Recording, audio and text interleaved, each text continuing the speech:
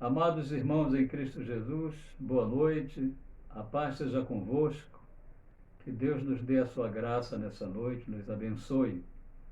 Gostaria de trazer na minha mensagem para a igreja nesta noite o tema sobre a verdadeira esperança.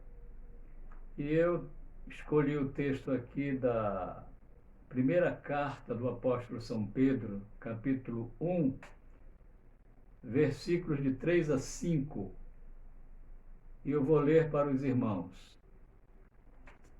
Bendito o Deus e Pai de nosso Senhor Jesus Cristo, que segundo a sua muita misericórdia nos regenerou para uma viva esperança, mediante a ressurreição de Jesus Cristo dentre os mortos, para uma herança incorruptível, sem mácula, imarcessível, reservada nos céus para vós outros, que sois guardados pelo poder de Deus, mediante a fé, para a salvação preparada para revelar-se no último tempo.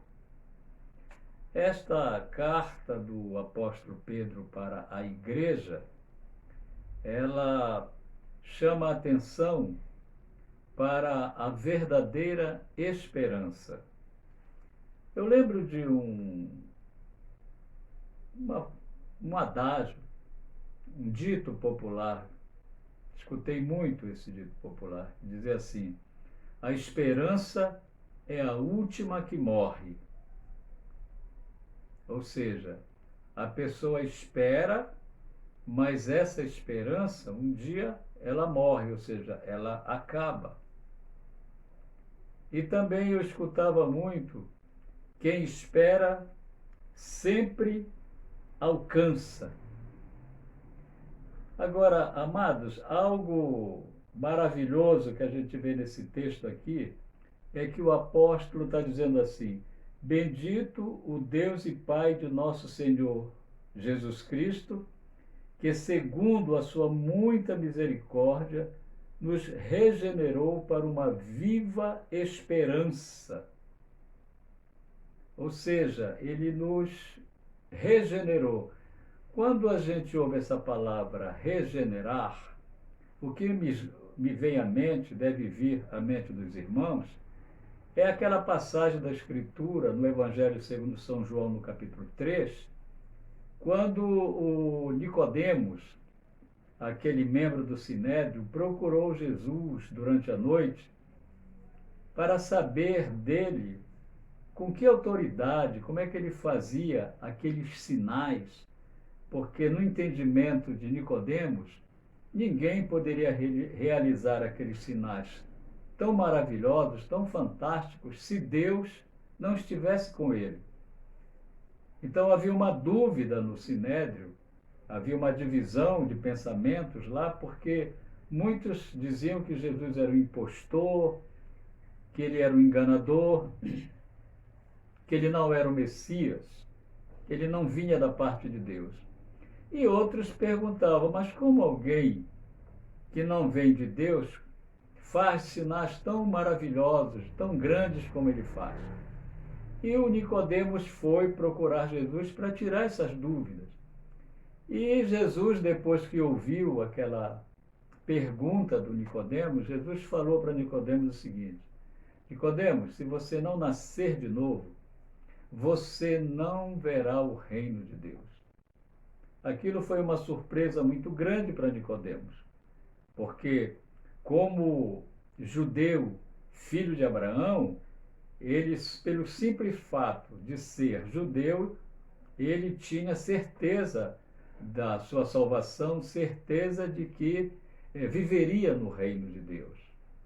E Jesus disse: se você não nascer de novo, ou seja, se você não se tornar uma nova criatura. O Nicodemos fez uma pergunta para Jesus, Jesus explicou que esse nascimento, essa regeneração, ela é um acontecimento que vem de cima, vem do alto. Não é algo que acontece naturalmente, não é aquele nascimento natural em que, após uma relação de homem com uma mulher, há uma gravidez e depois nasce uma criança. Não, o Senhor está falando de um novo nascimento, o nascimento do alto. Esse novo nascimento do qual Jesus está falando para Nicodemos é um nascimento sobrenatural. Não é uma reforma. Não é como se alguém tem um carro e leva para uma oficina para reformar esse carro. Não. É sair de casa e ir na loja, na concessionária e comprar um carro novo, zero. Não é uma reforma, não é a reforma de uma casa, onde a pessoa chega e diz: você reformou sua casa? Ele disse: não, derrubei e construí uma casa nova. Regenerar significa tornar aquela pessoa velha numa nova criatura. Uma criatura segundo a vontade de Deus. E o apóstolo está justamente falando isso, que o Senhor, segundo a sua muita misericórdia, nos regenerou para uma viva esperança, mediante a ressurreição de Jesus Cristo dentre os mortos, para uma herança incorruptível, sem mácula, imarcessível, reservada nos céus para nós. É muito interessante isso, amados, que o apóstolo está dizendo aqui. Que baseado na ressurreição de Jesus Cristo, o apóstolo fala de uma esperança. Essa esperança, ela vai redundar em uma herança. E uma herança que não é uma herança natural, uma herança comum, algo que a gente às vezes tem acesso aqui na terra, de receber um bem que para nós foi deixado ou nos foi dado. Essa herança, ela é uma herança que está guardada nos céus para nós. Na verdade, uma herança eterna. A vida eterna prometida pelo Senhor. E ele diz aqui que sois guardados pelo poder de Deus, mediante a fé que será revelada nos últimos dias. Existe um texto que eu gostaria de ler para os irmãos também, no livro de Provérbios, no capítulo Provérbios, capítulo 13, versículo 12, diz assim: a esperança que se adia faz adoecer o coração, mas o desejo cumprido é árvore da vida. Em outras palavras, o que o apóstolo está, o que o escritor de Provérbios está dizendo é que o motivo da esperança de alguém, ele pode estar relacionado aos seus próprios desejos. Por exemplo, o desejo de ter um bom matrimônio, o desejo de ter lucros nos seus empreendimentos, né? O desejo de livramento físico.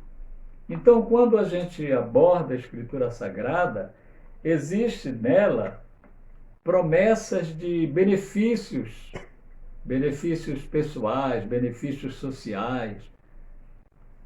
Agora, esses benefícios, eles têm o seu tempo de validade, o seu prazo de validade.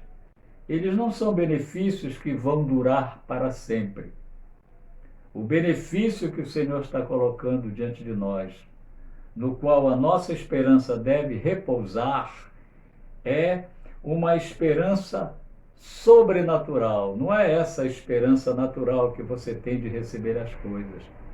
O Senhor está dizendo aqui que Ele tem uma herança guardada nos céus para nós, o que é a nossa vida eterna, uma eternidade assegurada para nós num mundo completamente diferente deste aqui. É importante que a gente tenha expectativa, esperança, perspectivas de bem-estar material, porque o Senhor deixou muitas coisas para o nosso aprazimento. Mas precisamos tomar cuidado para que a nossa esperança ela não se concentre apenas nesses bens temporais. O apóstolo São Paulo, escrevendo aos Coríntios, na sua primeira carta, no capítulo 15, no versículo 19, diz assim: se a nossa esperança em Cristo se limita apenas a esta vida, somos mais infelizes de todos os homens. Olha o que o apóstolo Paulo diz, amado. Se a tua esperança, se a minha esperança for uma esperança apenas natural, onde a gente vai se contentar apenas com as coisas que esta vida pode nos ofertar, nós somos os mais infelizes dos homens. Porque nós estamos trocando uma eternidade de bens que durarão eternamente por bens perecíveis, bens que não são perenes, são passageiros. E o apóstolo diz que infeliz o homem que concentra toda a sua expectativa apenas nos seus bens materiais temporais. E aqui vem uma pergunta para nós. Onde nós estamos concentrando a nossa esperança? O que é que tem sido motivo da nossa grande expectativa? Qual a nossa perspectiva em termos de futuro? Estamos crendo na palavra do Senhor? Estamos crendo que o Senhor, nessa promessa, Ele está dando a certeza de que cumprirá? A Escritura Sagrada diz, eu gosto deste texto.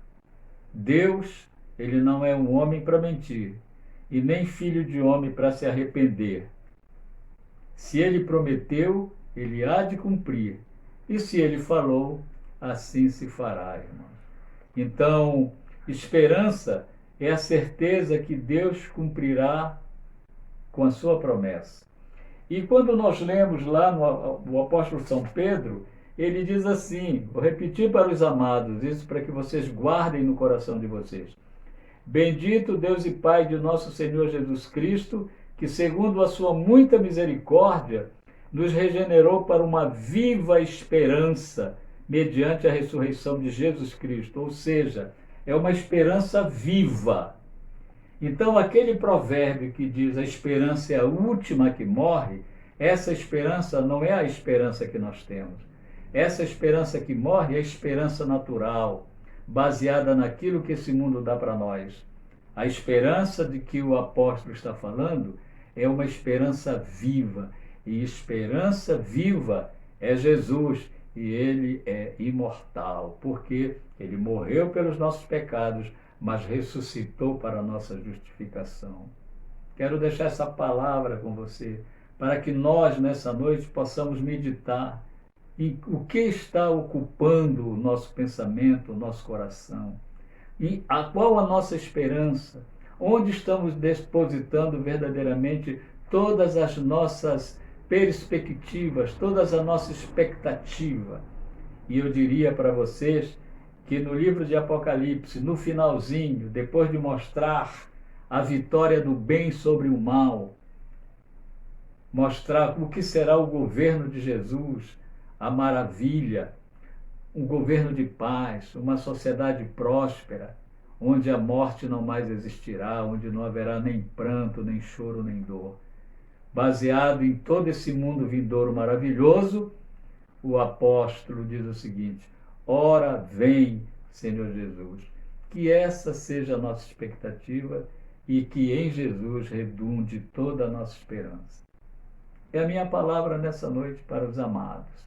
Que Deus os abençoe, que Deus nos guarde nessa esperança. Paz seja com todos, irmãos. Deus abençoe. Amém.